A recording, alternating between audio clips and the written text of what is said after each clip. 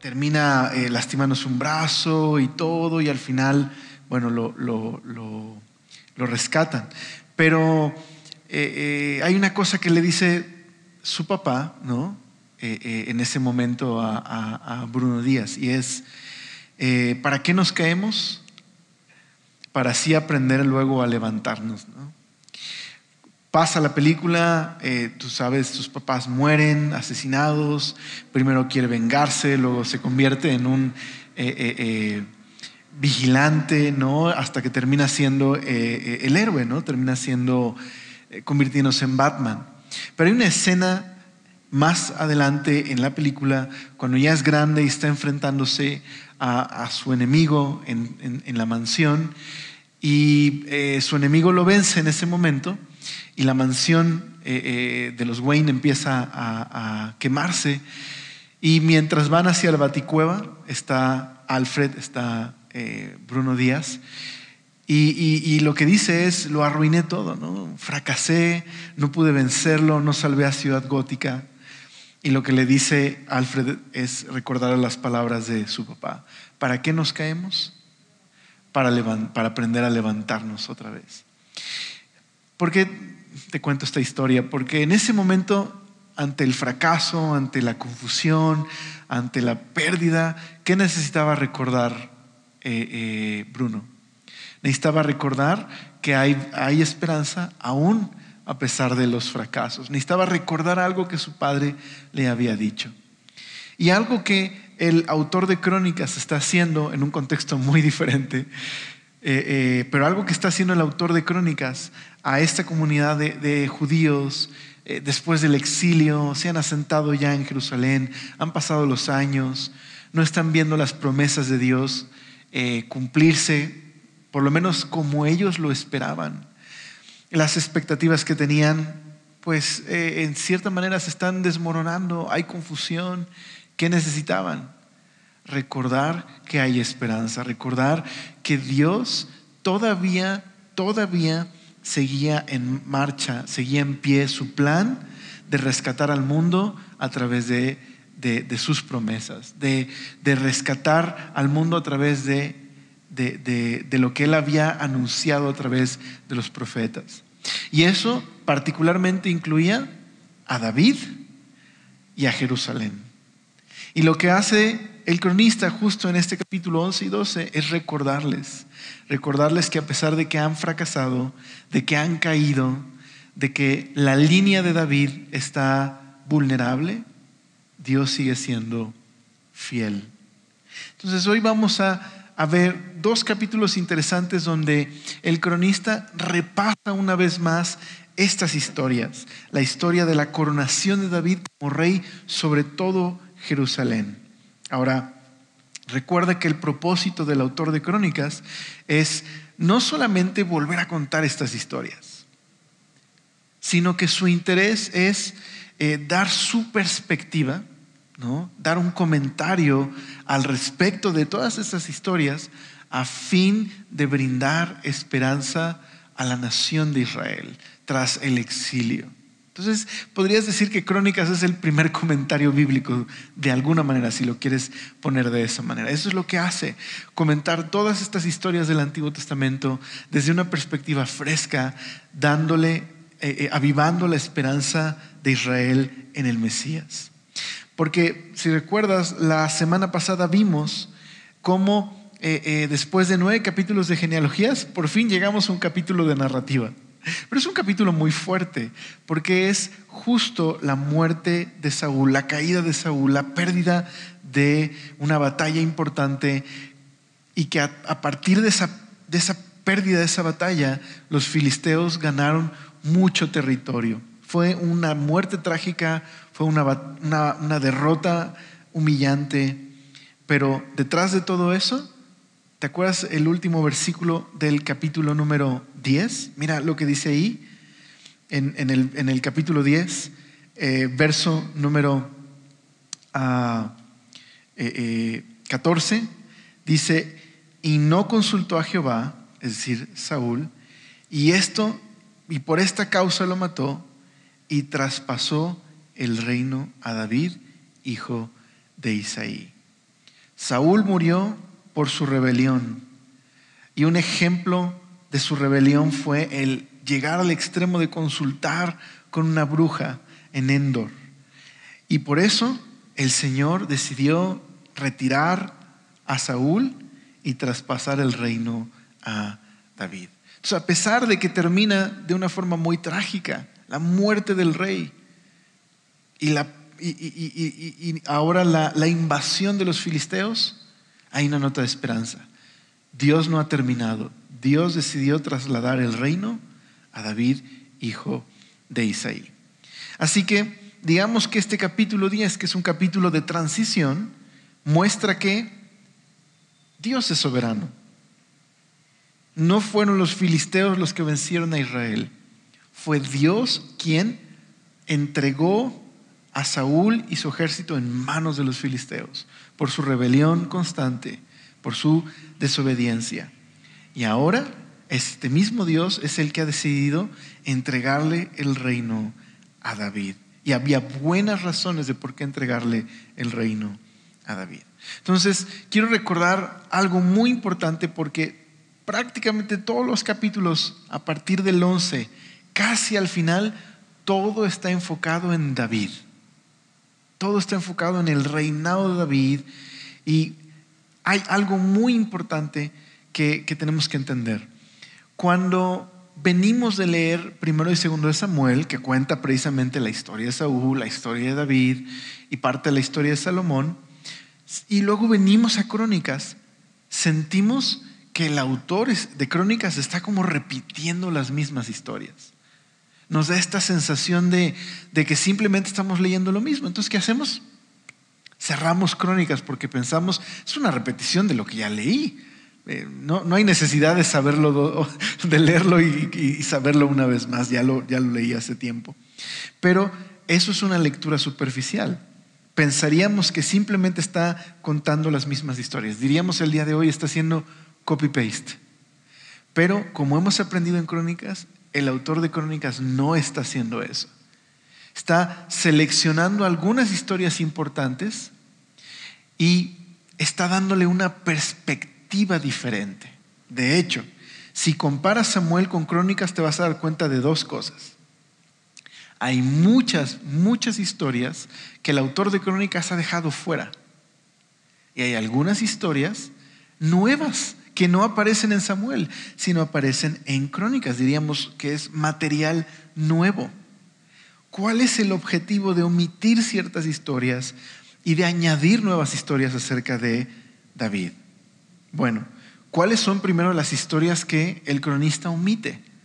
Bueno, el cronista omite casi todas las historias que tienen que ver con el pecado de David, con su caída, con su rebelión. Prácticamente la mayoría de esas historias están fuera de Crónicas. Ahora, pensaríamos, digamos a bote pronto, ¿no? Pensaríamos, pues lo que está tratando de hacer es maquillar el testimonio de David, quitar aquellas cosas que son de mal testimonio y presentarlo de una manera positiva, pero escondiendo sus pecados. Y la respuesta es no, eso no es lo que está haciendo el cronista. ¿Por qué? Porque todas las historias del pecado de David ya son muy conocidas. Cualquiera puede ir a primero y segundo de Samuel y leer esas historias. Así que no está tratando ni de maquillar ni de olvidarse del pecado de David. ¿Qué está haciendo entonces? Más bien el cronista está tratando de usar a David como un ideal, como un modelo a seguir. Y ahorita vamos a ver por qué.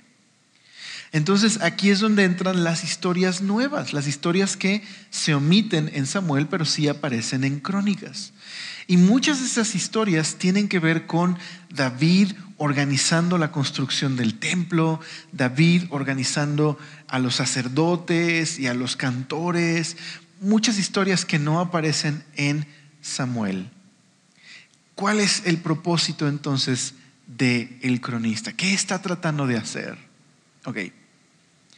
Dios había prometido a David que su linaje sería un linaje especial, que a través del reino de David y de su linaje, Dios establecería un reino universal de paz y justicia. Esa era la promesa. De hecho, en algunas semanas llegar a ese capítulo donde Dios hace esa promesa. Así que Dios prometió a David construirle una descendencia especial y que sus hijos serían importantes, y sobre todo un hijo de David sería ese rey por el cual Dios establecería este reino. Esa promesa viene en 2 Samuel capítulo 7. Pero conforme va pasando el tiempo, te vas dando cuenta que David pecó contra el Señor y terminó sus días en paz, pero después de haber causado algunas, haber dejado un testimonio de su pecado. Dios le perdonó, Dios le restauró, pero sin duda pasó a la historia su pecado y cómo esto trajo conflictos en su casa y en su familia, incluyendo la muerte de sus hijos. Pero luego viene Salomón. Quizás será Salomón el rey, ese rey por el cual Dios va a establecer ese reino. Y en un principio el reinado de Salomón es increíble. Salomón comienza no pidiendo ni fama ni riquezas para él, sino sabiduría. Y Dios le concede fama, riquezas y sabiduría. Y parece que su reino va muy bien, un reino de paz. Pero al final de sus días, Salomón abandona al Señor, da la espalda al Señor e introduce la idolatría en Israel. Y así empezamos a ver el linaje de David en problemas.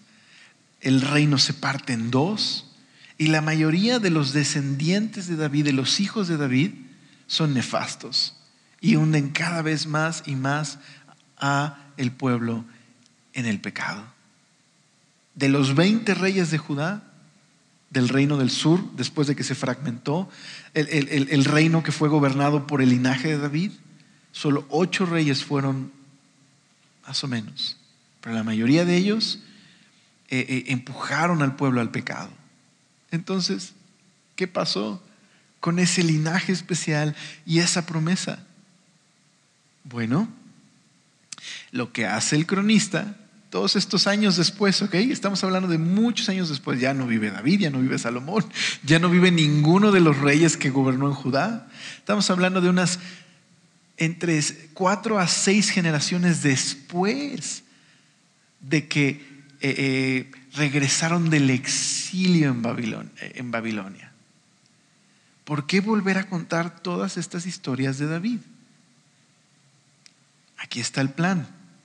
El autor sabe muy bien que no era David y no fueron los otros hijos de David, pero Dios sigue con su plan puesto en marcha de utilizar a un descendiente de David que se convertirá en ese rey futuro por el cual Dios va a establecer una nación, un reino universal de justicia y paz. Y todavía Dios sigue teniendo el plan de usar a su ciudad, Jerusalén, como una ciudad especial por la cual este reino se esparcirá a todas las demás naciones. El plan sigue en marcha.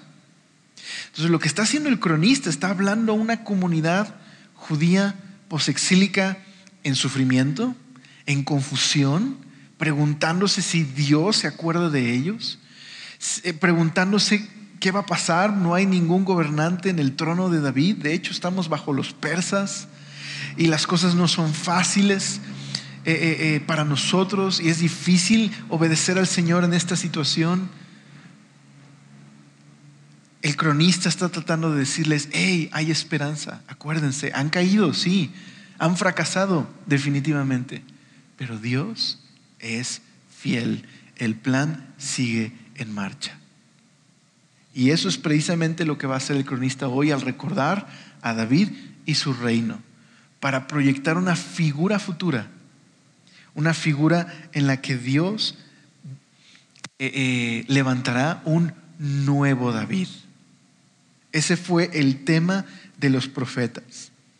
Los profetas hablaron de un nuevo David, que sería del linaje de David y por el cual Dios por fin cumpliría su promesa de este reino de paz y justicia. Bueno, esta esperanza es la que se retoma en el Nuevo Testamento, precisamente. Cuando los ángeles aparecen a los pastores, ¿recuerdas qué es lo que les anuncia? Buenas noticias.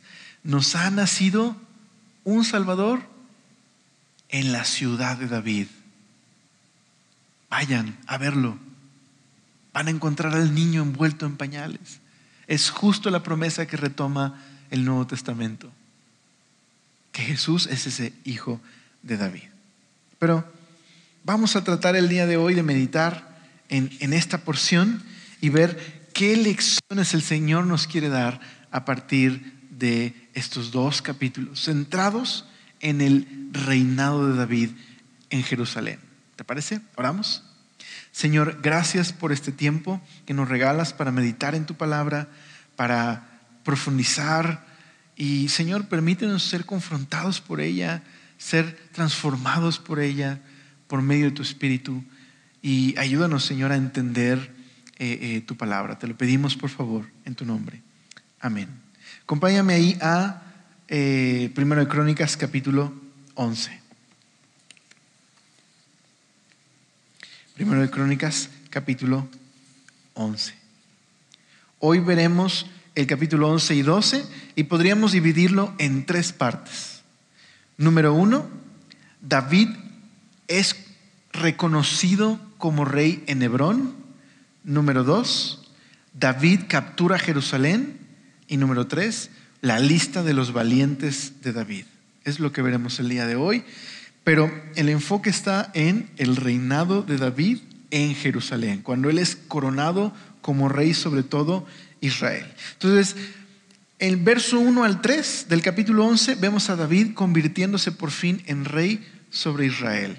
Podríamos pensar que cuando el profeta Samuel le avisa a David que él iba a ser rey, podríamos pensar que pasaron 2 semanas y se convirtió en rey, pero no, en realidad pasaron muchos años y todavía David sufrió de el exilio y la persecución de Saúl. Y primero David reinó un tiempo en una zona y luego se convirtió en rey sobre todo Israel. Bueno, dice el verso 1 del capítulo 11. Entonces todo Israel se juntó a David en Hebrón. ¿Cuántos se juntaron? Esto es clave. Dice, todo Israel se juntó a David en Hebrón, diciendo, he aquí, somos tu hueso y tu carne. ¿Qué significa eso?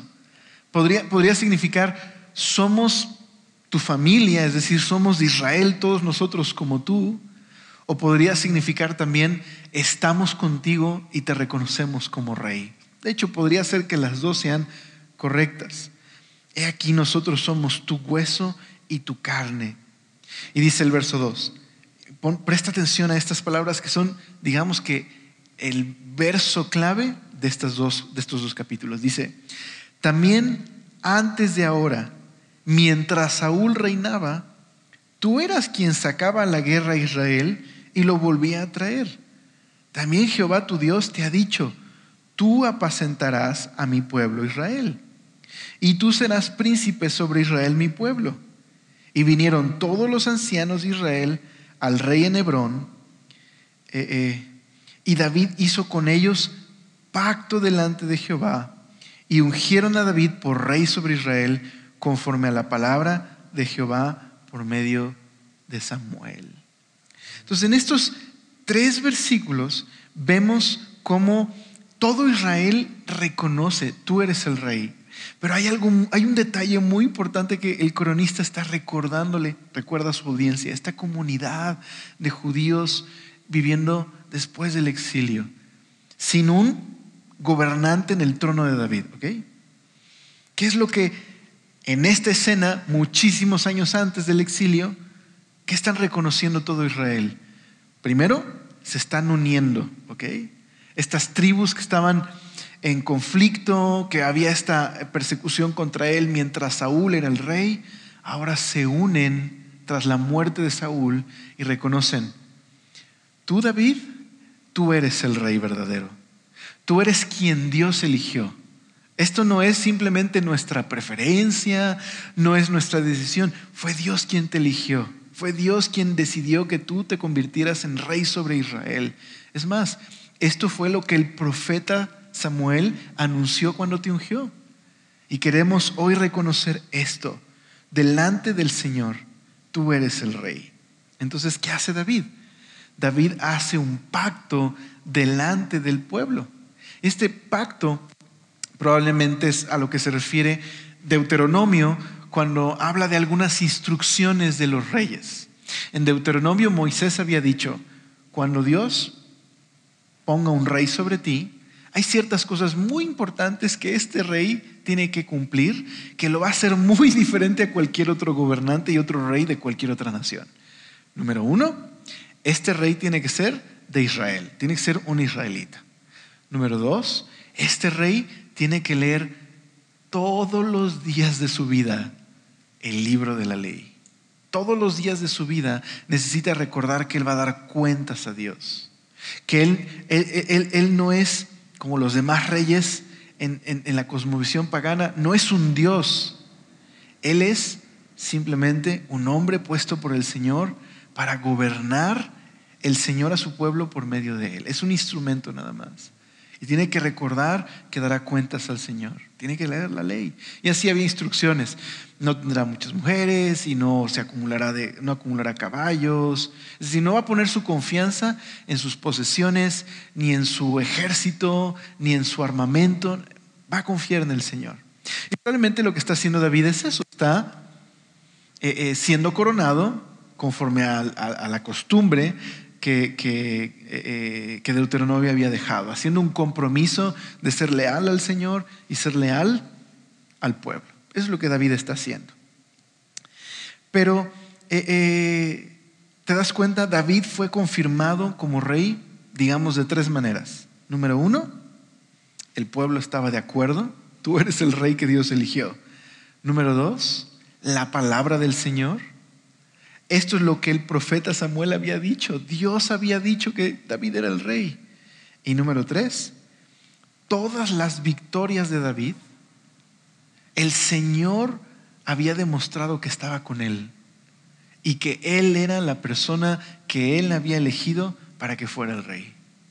Ahora, ¿por qué es importante para esta comunidad rota, confundida, que los persas están sobre ellos, que todo lo que esperaban que el Señor hiciera, restaurara el templo y la gloria de Israel y el reino, y este reino de paz y justicia y todas las naciones adorando a Dios? Nada de eso ha ocurrido. Ahí está el templo, pero no es tan glorioso como ellos esperaban. No hay un rey del linaje de David sentado en el trono reinando en Israel, y sin duda las naciones no están acercándose a adorar al Señor y reconociendo al Señor. No ha pasado nada de eso. ¿Qué es lo que el cronista les está diciendo? Recuerden, el plan sigue en marcha. Dios todavía tiene la intención de usar a un hijo de David. David es el instrumento que Dios usará para establecer su reino. Él es a quien Dios eligió, y Dios seguirá cumpliendo su promesa. Entonces, eso es lo que hace el verso 1 al 3, recordarles que esto proviene del Señor, su promesa de usar a un nuevo David, a un hijo de David. Pero luego, en el verso 4 al verso 9, es la historia de cómo David captura Jerusalén. Ya es coronado como rey en Hebrón, pero ahora David va a ir y capturar una ciudad y la va a convertir en la capital del reino. Mira el verso número 4. Entonces se fue David con Israel a Jerusalén, la cual es Jebús. O sea, en ese momento Jerusalén estaba gobernada por los jebuseos. Era una ciudad no de Israel, sino de los jebuseos. Y dice ahí: y los jebuseos habitaban en aquella tierra. Y los moradores de Jebús dijeron a David: no entrarás acá. Entonces lo que está destacando es que los jebuseos, en su orgullo, vieron a David y dijeron: tú no vas a poder conquistar esta ciudad. Pero no contaban con la astucia de David. Y más que con la astucia de David, no contaban con el hecho de que el Señor estaba usando a David. Entonces dice, mas David tomó la fortaleza de Sión, que es la ciudad de David. Y David había dicho, el que primero derrote a los jebuseos será cabeza y jefe. O sea, imagínate a David diciendo, ok, ¿cómo elijo a mi próximo teniente o mayor?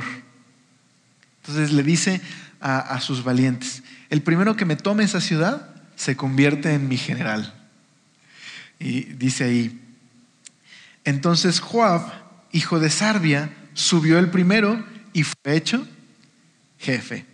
Y David habitó en la fortaleza y por esto la llamaron la ciudad de David. Y edificó la ciudad alrededor, desde Milo hasta el muro, y Joab reparó el resto de la ciudad. Y David iba adelantando y creciendo, y Jehová de los ejércitos, ¿qué cosa? Estaba con él. Entonces en los primeros 3 versos vemos la promesa de es David a quien Dios eligió como rey sobre Israel. Y todo Israel se unifica debajo del reinado de David, porque esta es la voluntad del Señor. Y ahora, en el verso 4 al 9, el enfoque está en la ciudad que Dios eligió, la ciudad de Jerusalén. Así que David captura esta ciudad a pesar del orgullo de los jebuseos, porque el Señor estaba con él. Y ahora esta ciudad se convierte en el centro espiritual, político de todo Israel. Un reino bajo David y centralizado en una ciudad en donde Dios eligió poner su nombre, la ciudad de Jerusalén. Por eso, en muchas ocasiones vas a encontrar en otras partes de la Biblia que hablan del monte Sión. ¿Has oído quizás esa expresión en alguna prédica o la has leído en algún pasaje? Bueno, el monte Sión es Jerusalén. Este es el lugar donde Dios decidió hacer su habitación. Y por eso el monte Sión, ¿qué simbolizaba? La presencia de Dios, sus promesas, su pacto, su protección, su cuidado, su amor. Sobre todo, su promesa de que Dios un día establecería, a través de David y en Jerusalén, un reino de paz y justicia para todos. Esa era la promesa. De hecho, déjame leerte un salmo que describe esta promesa. ¿Te puedo dejar una tarea? ¿Sí? Va a ser un buen ejercicio que leas en los salmos, después de leer Crónicas. Bueno, tómate tu tiempo, pero vas a encontrarte con muchos salmos que los que regresaron del exilio convirtieron en himnos y que hablan de la esperanza de que Dios había elegido a David y a Jerusalén. Aquí hay un salmo de estos, es el Salmo 48, verso 1 al 3. Te lo voy a leer en la NBI. Mira lo que dice: grande es el Señor y digno de suprema alabanza en la ciudad de nuestro Dios. Su monte santo, bella colina, es la alegría de toda la tierra. El monte Sión, en la parte norte. La idea de la parte norte es la idea de donde el Señor mora, o el templo. Es la ciudad del gran rey. Y no está hablando de David, sino de el gran rey, el Señor. En las fortificaciones de Sión, Dios se ha dado a conocer como refugio seguro. Entonces este salmo refleja esta esperanza. Dios eligió Jerusalén y puso su nombre en esa ciudad. Ahí decidió que Él iba a establecer este reino de paz para todos. Y por eso estas palabras describen esta esperanza. Jerusalén, esa bella colina, dice, para toda la tierra. Es el lugar que es un refugio, es una fortaleza. ¿Por qué? Porque es la ciudad del Señor. ¿Okay? Ahora, trasladándonos al tiempo del cronista, bueno, Jerusalén es un caos, gobernada por los persas. Digamos que tienen cierta soberanía los de Judá, pero en realidad están bajo los persas. No hay un gobernante del linaje de David en el trono. Hay confusión, hay caos, es difícil la vida en Jerusalén. No es esto que esperaban. No es este lugar glorioso donde hay un gobernante que Dios usa para ser un instrumento de paz y justicia y todas las naciones vienen y adoran a Dios. No es eso. Hasta el día de hoy no es eso todavía. ¿Sí me explico? Entonces, ¿qué está haciendo nuevamente el cronista? Les está diciendo, el plan sigue en marcha. Dios va a usar a esta ciudad porque Dios lo prometió. Sé que ahorita la ven en ruinas y es un caos y no creen que vaya a suceder porque no lo están viendo. Pero Dios lo ha prometido. Sí, fracasaron, sí, fallaron, sí, terminaron en el exilio y han regresado y no está ocurriendo todo lo que ustedes esperaban que ocurriría para este momento. Pero Dios va a levantar a un nuevo David y Dios va a hacer una nueva Jerusalén y cumplirá su promesa. ¿Me explico? Eso es lo que está haciendo el cronista. Entonces, ahora que ha recordado que David fue coronado como rey sobre Israel por la voluntad de Dios y que todos lo reconocieron en Israel, y que ha recordado esta historia de cómo esta ciudad se convirtió en una ciudad tan importante porque Dios eligió poner su nombre en esta ciudad y simbolizar a través de esta ciudad la esperanza de una tierra transformada por la paz y justicia del Señor. Aunque en ese momento no era una ciudad de justicia y no era una ciudad de paz y no había ningún gobernante en el trono de David. Pero hay esperanza. Ahora lo que hace el cronista es contar la historia de los hombres más valientes de David. Y aunque les prometí que no iba a haber más listas, bueno, no va a haber más listas como en el capítulo 1 al 9, pero va a haber un par de listas todavía en estos capítulos.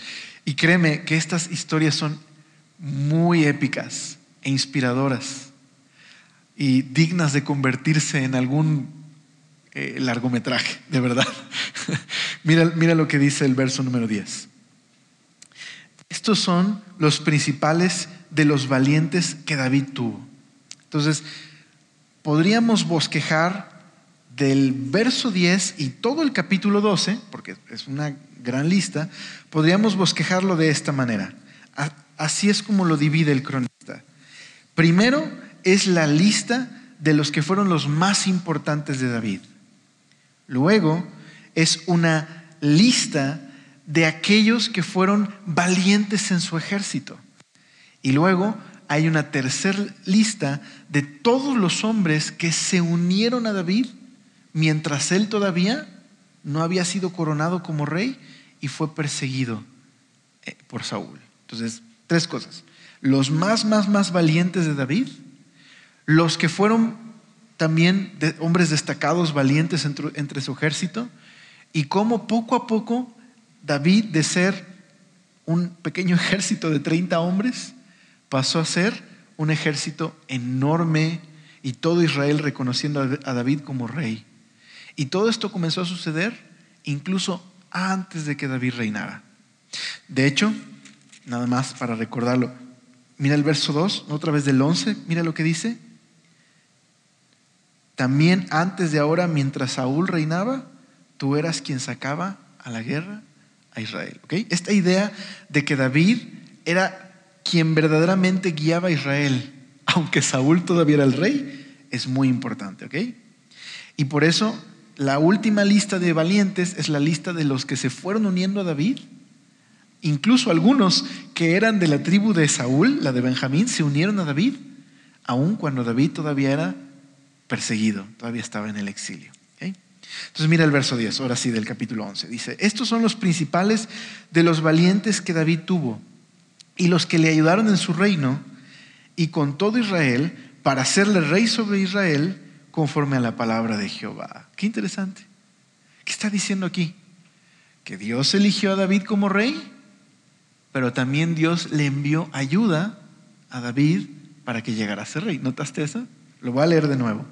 Estos son los principales de los valientes que David tuvo y los que le ayudaron en su reino con todo Israel para hacerle rey sobre Israel conforme a la palabra de Jehová. Y este es el número de los valientes que David tuvo.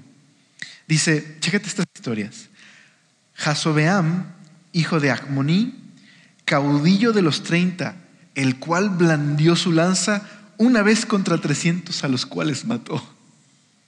Te dije que todas estas historias son dignas de alguna novela, ¿okay? Gráfica o algún largometraje. Entonces, este hombre un día con su lanza acabó con 300. Verso 12 dice, tras de este estaba Eleazar, hijo de Dodo. Dodo, cuando estaba estudiando no pude evitar. Dodo está sirviendo allá en el audio, entonces no pude evitar pensar en Dodo cuando leí esta historia. Porque también es mi héroe. Un aplauso a los de audio porque siempre nos sacan del apuro, ¿verdad? Chicos, les amamos. Muchas gracias por ayudarnos. Ahí siempre están contestando las preguntas en las redes sociales. Entonces dice ahí, tras de este estaba Eleazar, hijo de Dodo, Ahorita, el cual era de los 3 valientes. Este estuvo con David en Pasdamim, estando allí juntos en batalla los filisteos, y había ahí una parcela de tierra llena de cebada, y huyendo el pueblo delante de los filisteos, se pusieron ellos en medio de la parcela y la defendieron, y vencieron a los filisteos. ¿Por qué razón? Porque Jehová los favoreció con gran victoria. Entonces, literal tienes a David y tienes a Eleazar cubriendo la espalda de David y venciendo a los filisteos y Dios dándole una gran victoria en este lugar. Y todo porque el Señor estaba con ellos. Y luego mira el verso 15. Y 3 de los 30 principales descendieron a la peña a David a la cueva de Adulam, estando el campamento de los filisteos en el valle de Refaim. David estaba entonces en la fortaleza y había entonces guarnición de los filisteos en Belén. Y David deseó entonces y dijo, ¿quién me diera de beber de las aguas del pozo de Belén, que está a la puerta? Y aquellos 3 rompieron por el campamento de los filisteos y sacaron agua del pozo de Belén, que está a la puerta, y la tomaron y la trajeron a David. Mas él no la quiso beber, sino que la derramó para Jehová y dijo, guárdeme mi Dios de hacer esto. ¿Había yo de beber la sangre y la vida de estos varones que con peligro de sus vidas la han traído? Y no la quiso beber. Esto hicieron aquellos 3 valientes. Entonces, en una ocasión, probablemente la historia de la cueva de Adulam apunta a esta historia cuando Dios entregó a Saúl, quien perseguía a David, en sus manos, y David le cortó un cachito de la capa y se le enseñó después y le dijo, yo pude haberte hoy matado, pero no lo hice, porque Dios te puso y Dios te va a quitar. Solo para que sepas, yo no tengo nada en tu contra y no deberías estarme persiguiendo. Probablemente alrededor de esta historia nos cuenta que estaba David en esta historia de la cueva de Adulam, pero también estaba el campamento de los filisteos en el valle de Refaim, y dice ahí que estaba esta fortaleza y la guarnición de los filisteos en Belén. Y David tiene sed, pero en cierta manera tiene nostalgia por su ciudad, por Belén. Y sus valientes escuchan esto y se meten al campamento, así tipo ninjas, ¿me explico? Se meten al campamento, toman agua del mismo pozo en las narices de los filisteos y se la traen a David.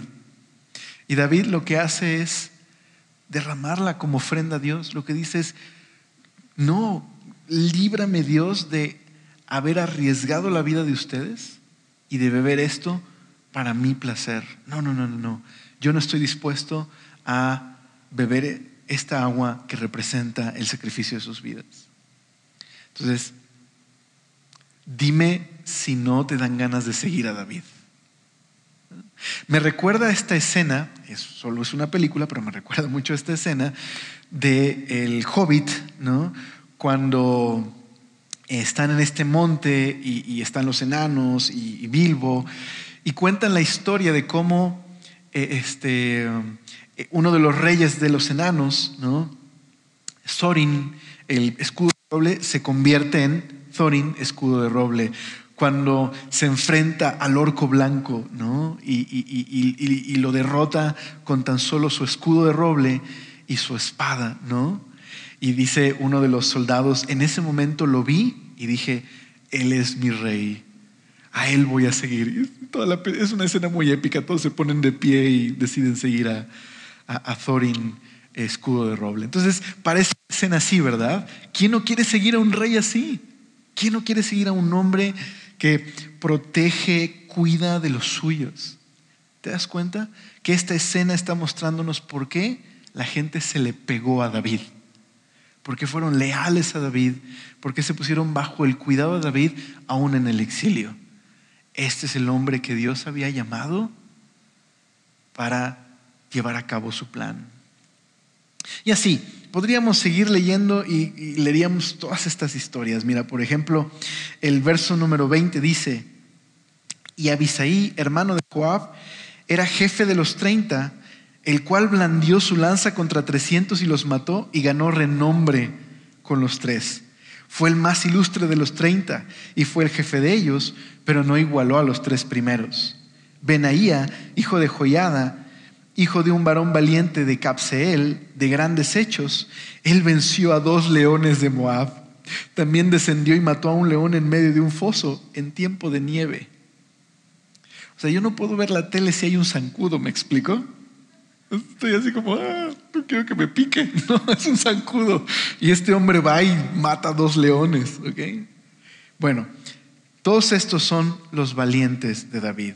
Vamos a leer una última de estas historias. Mira el verso 23, este mismo Benaía. Dice, él mismo venció a un egipcio, hombre de 5 codos de estatura. Y el egipcio traía una lanza como un rodillo de tejedor.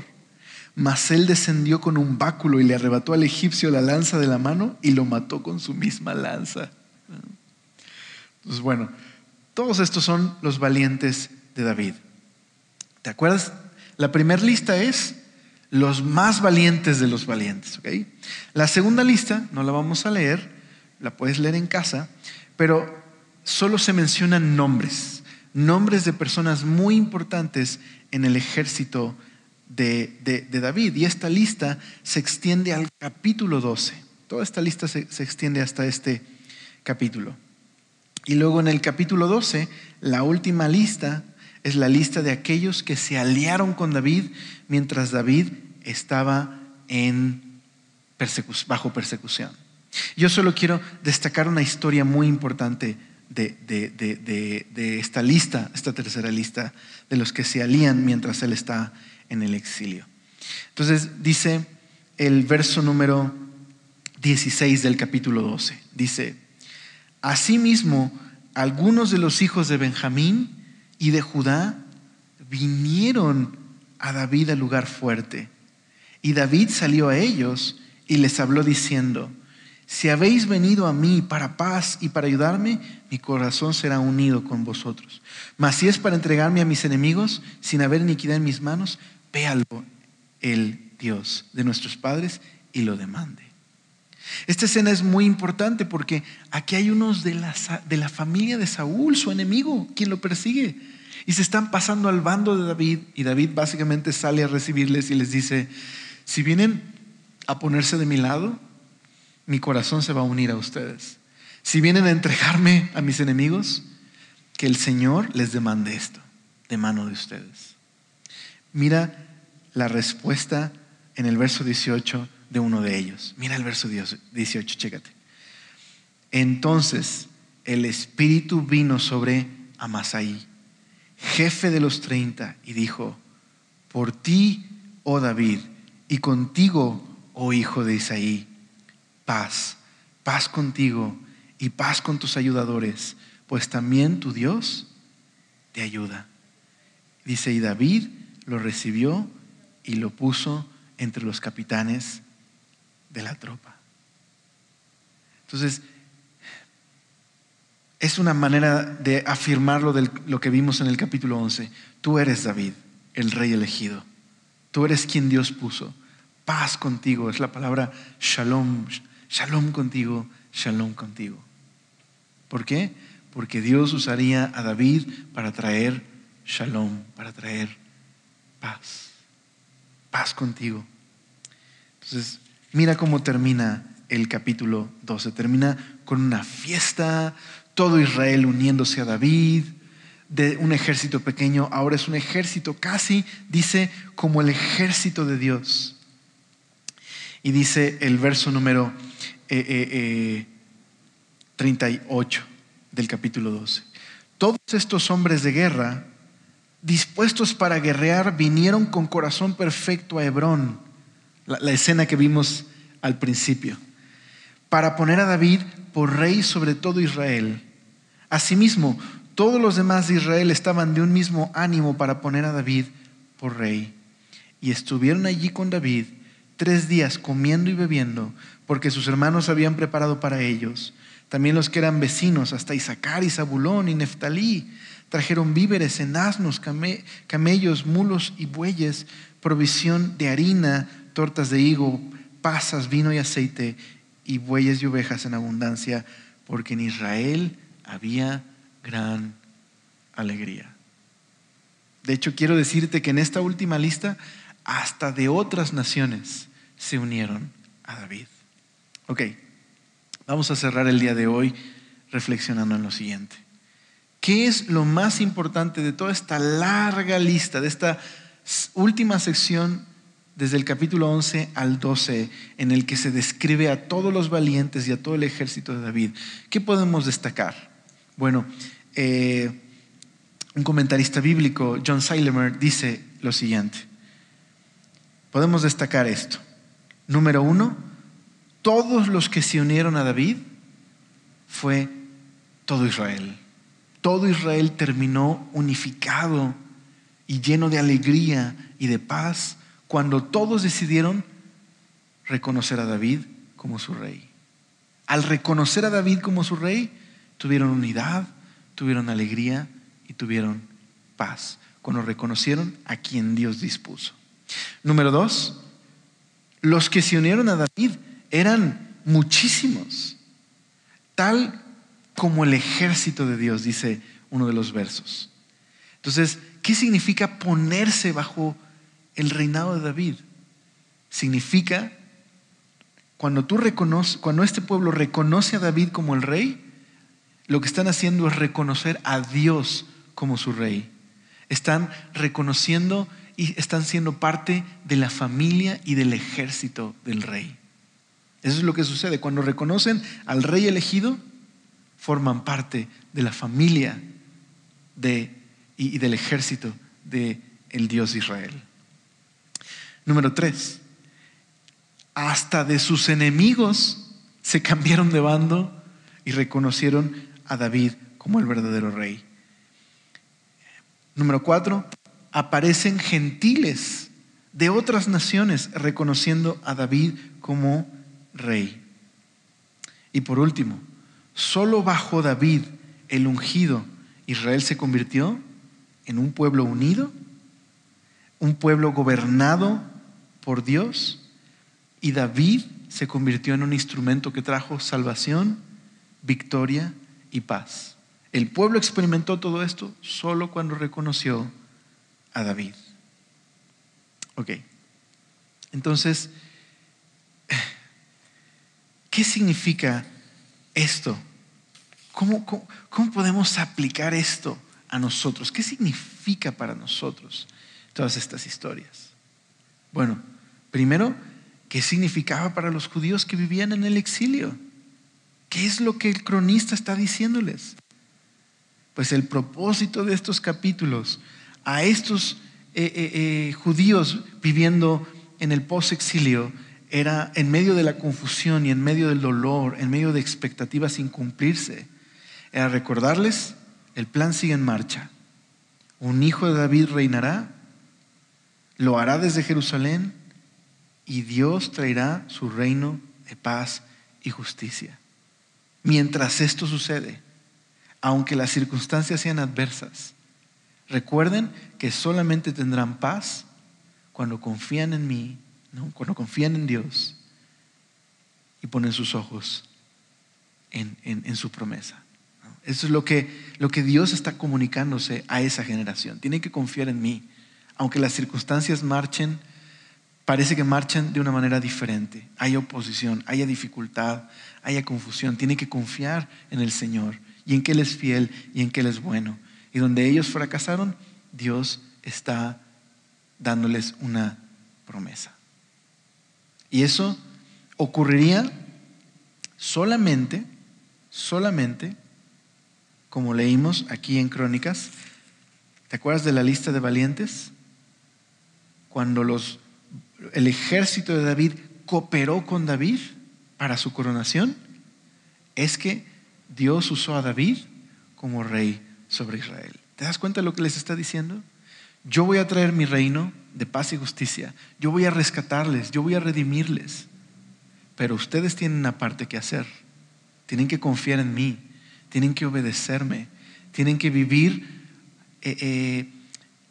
una vida de fe y esperanza en mí, para que entonces se conviertan en instrumentos por los cuales yo voy a cumplir mi plan por medio de ustedes.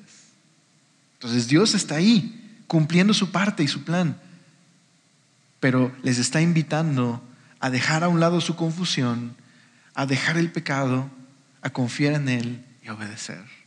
Bueno, ¿sabes qué?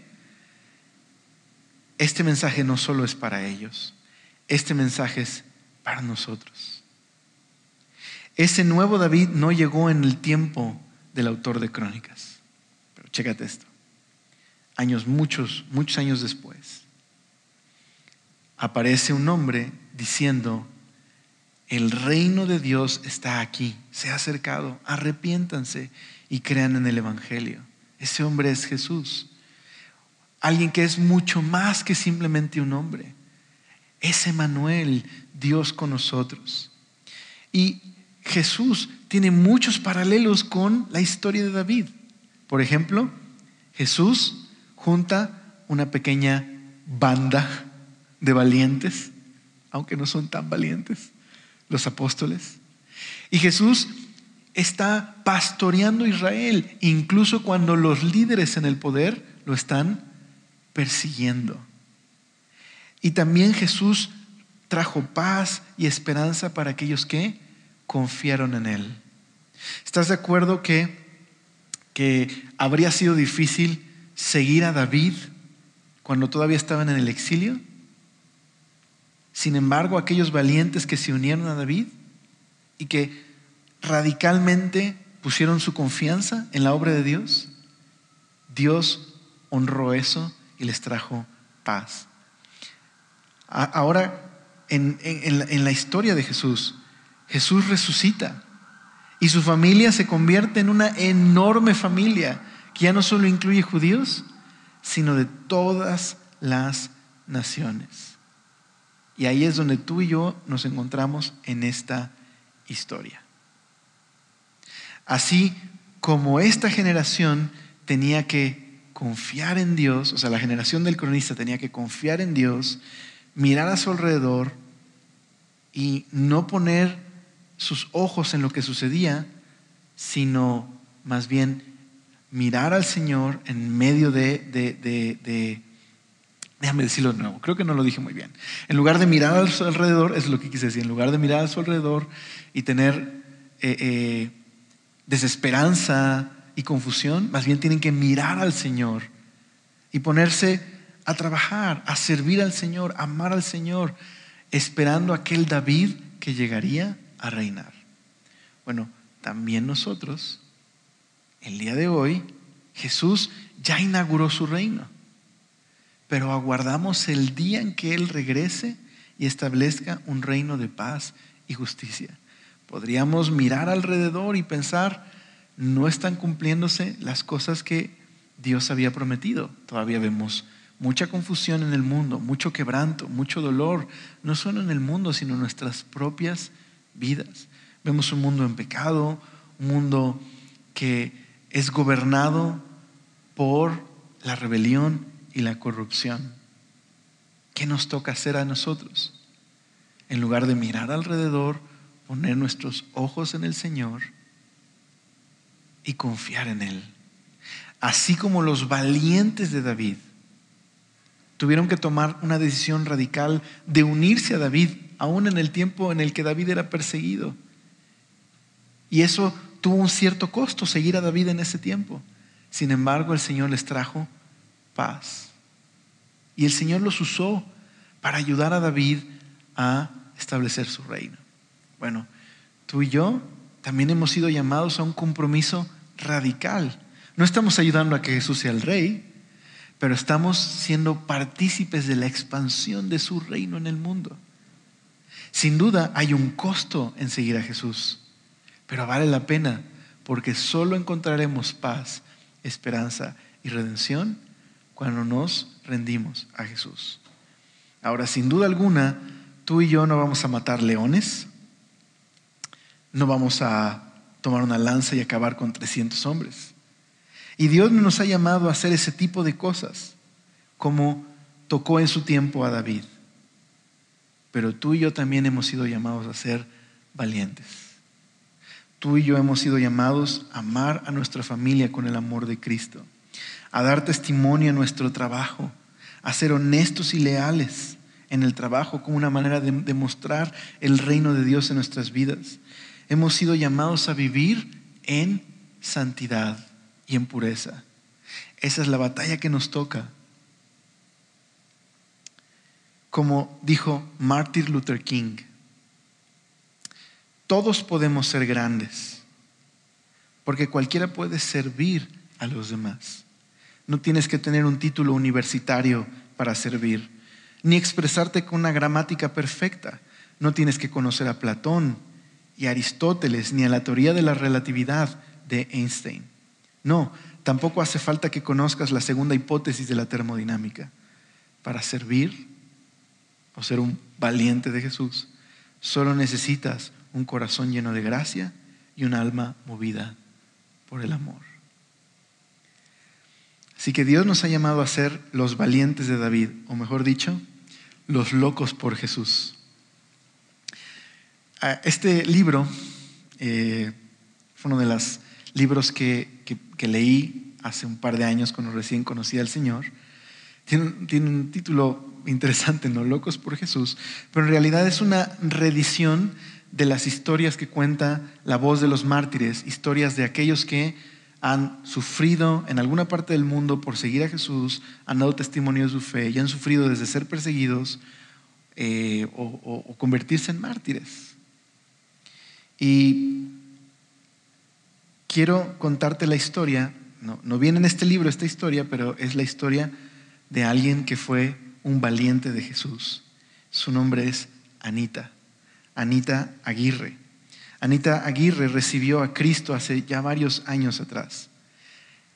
De hecho, quizás algunos de ustedes la conocen, quizás algunos de ustedes no la conocen, pero ella asistía aquí a Semilla, pero hace un par de semanas partió con el Señor. Sin embargo, a partir del día de su memorial hasta el día de hoy han salido muchas historias y muchos testimonios de cómo Anita impactó la vida de muchos sin que tuviera un púlpito, sin que tuviera un lugar de influencia.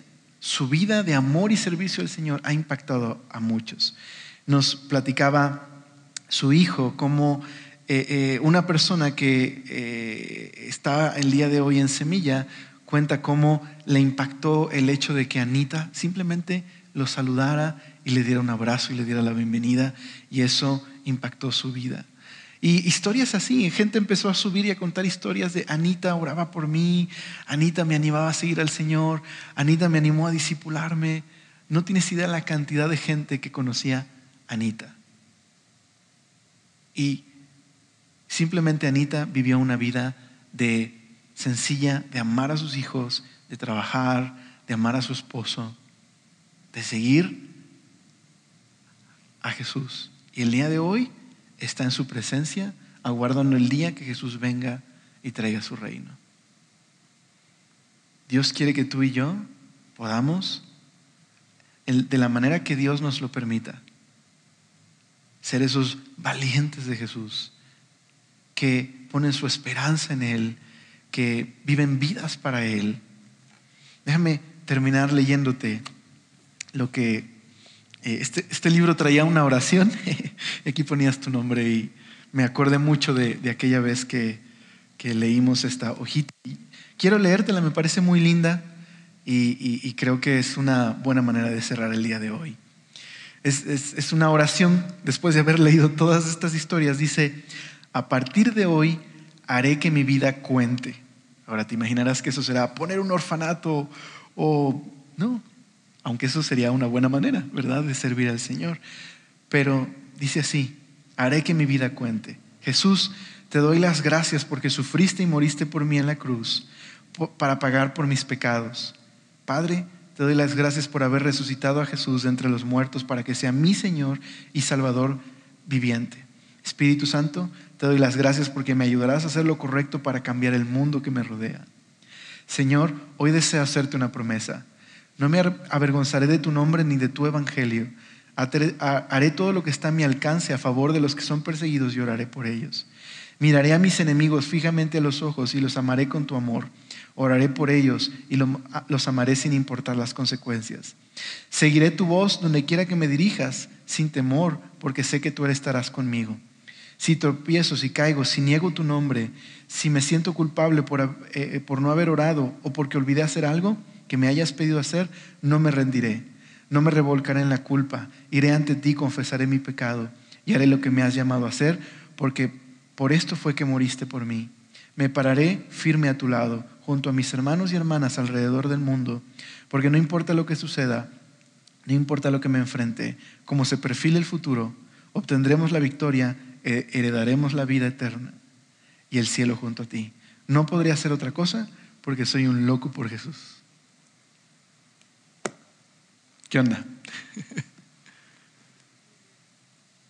Considera el día de hoy. ¿Hay cosas el día de hoy que tienes que dejar a un lado que te estorban para seguir al Señor? ¿Hay algún pecado que tienes que confesar? ¿Hay alguien a quien tienes que ir y pedirle perdón? ¿Hay algo que tienes que comenzar a hacer? No perdamos el tiempo más. Hagamos que nuestra vida cuente. ¿Cómo? Rindiéndole a Jesús, siguiéndole, porque vale la pena, porque Él murió por nosotros, porque perdonó nuestros pecados, porque nos ama, porque Él es el verdadero Rey del mundo. Y porque aunque en este mundo parezca que todo está al revés, Él es el Rey, Él está reinando y vendrá y establecerá su reino y reinaremos con Él. ¿Te parece si oramos? Señor, gracias por ser tan bueno y darnos este tiempo para meditar en tu palabra, meditar en este pasaje. Y Señor, queremos confiar en ti, confiar en tu obra, confiar en tus promesas y reconocer, Señor, que no podemos sin ti, que necesitamos de tu Espíritu y necesitamos de tu gracia, Señor. Perdónanos cuando tantas cosas nos distraen del sencillo llamado que nos has hecho a seguir a Jesús, ponernos bajo su reino, conocerle, amarle en respuesta a su amor, ya que nos ha salvado. Y gracias, Señor, porque sabemos que en ti hay perdón si venimos y confesamos nuestro pecado. Señor, ayúdanos a vivir una vida para ti y ayúdanos a poner nuestros ojos en tu reino, en aquel reino que ya comenzó y que vendrá un día, Señor, en el cual participaremos todos. Te damos gracias, Señor. Amén.